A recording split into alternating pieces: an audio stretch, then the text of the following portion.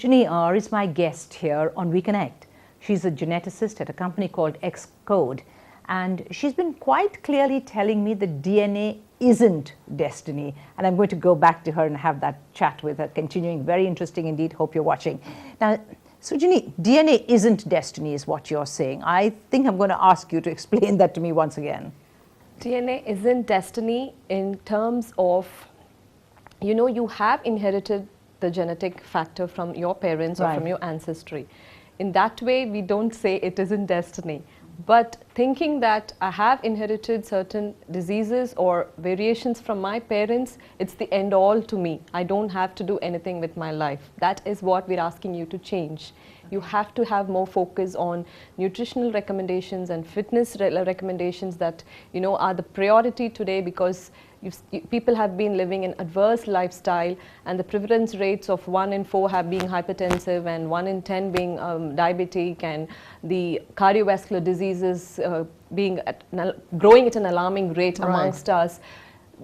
We need more awareness on how to prevent the disease.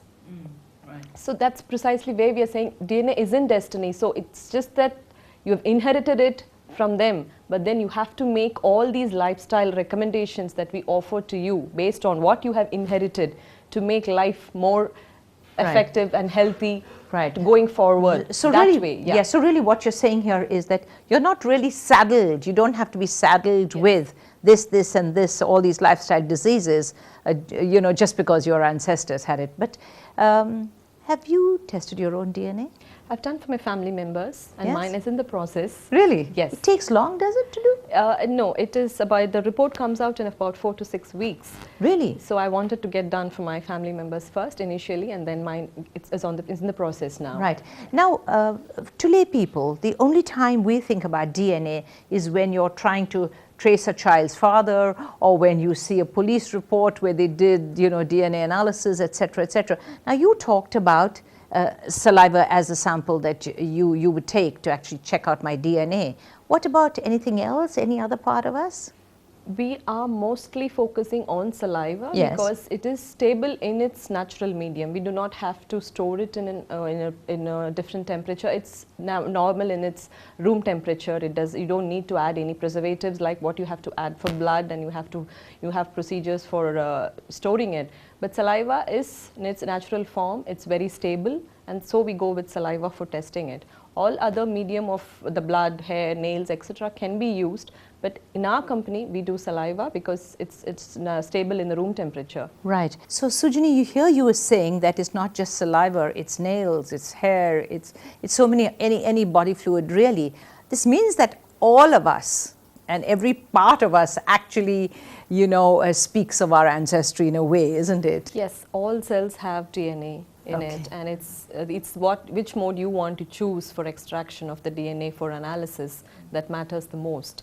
And we prefer to use saliva because as I told you, it's stable, and there's a procedure where we're sending it to you, and you have to collect it, and you have to send it via courier and all that. So we don't want it to mess up with the whole thing. So it's the primary reason of using saliva. And all genetic assessments have come down to using saliva because it's the most stable body fluid available. Right. Have you found that as Indians, we are really interested in finding out about what our ancestors had or what they died of or whatever? What kind of awareness is there to this whole process? People are getting interested in this recreational part of genetics, to know the ancestry part, where they belong to and all that. What do you mean? Sorry, can I interrupt you? Where I belong to? What does that mean? I mean, we actually came from the different races. Yes, of course. Yes. So there are genetic variations. I mean, there are, sorry to go. Yeah. There are some variations which would trace back from which race you belonged to. Really? Yeah. So people are interested in this recreational part of genetics as well. And currently our focus is not much into it, because we want to be in the preventive healthcare sector and create awareness about the lifestyle diseases, which is so prevalent, and it's killing the country, the young population predominantly. Are the vulnerable victims of these diseases. Right. So we aren't as healthy a country as we think we are, right? No, we are. That's sad, isn't it? Yes, it is. It's a sad part, and a lot of effort has to go into, educating them and creating all these awareness about the preventive healthcare itself.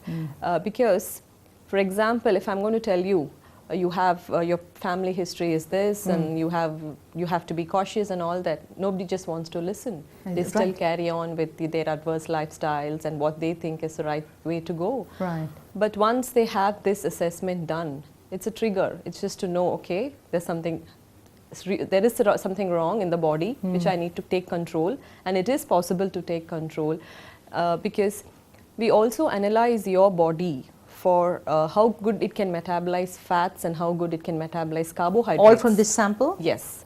That's interesting. We do, and it mostly helps the overweight and the obese population. So if we know which part of the nutrient that you can metabolize better, whether the fat part or the carbohydrate part, it makes it easier for the nutritional recommendations to go by the fat having the majority portion in your diet or the carbohydrate being a majority portion in your diet. So you're able to get to that weight loss as effectively as you think you should. Right. And all these nutritional recommendations and our fitness recommendations are based on your health risks. Health risks, your metabolism towards fats and carbohydrates, and your BMI, which is measured through your height and your weight. Right. So it gives us an indication of where you actually stand, and we're trying to personalize it as much as possible so that it works for you better. Right. Interesting comment you just made there. Now, you're a food nutritionist as well. Yes. So now, in your own organization, when you've done this sampling and you've come back with some kind of findings, is that followed up by some kind of advice to the person who's given the sample? What's the follow-up that you do? After the reports are generated and after it reaches our customers, we call them to counsel them. Really? Yes, we do genetic counseling so that they are not in a state of panic looking at the reports, because as you said, people are not aware what it's all about. Absolutely, could be in for a couple of shocks there, really, isn't it? So we do take them through their report to make them understand what it means to them and what they should be doing with those reports. What kind of nutritional recommendations are being given to them, why they have been given to them, and how important it is for them to comply with those recommendations is our primary focus. Right. Sujini, I'm going to unfortunately go for another very short break. We'll be right back with you here on We Connect.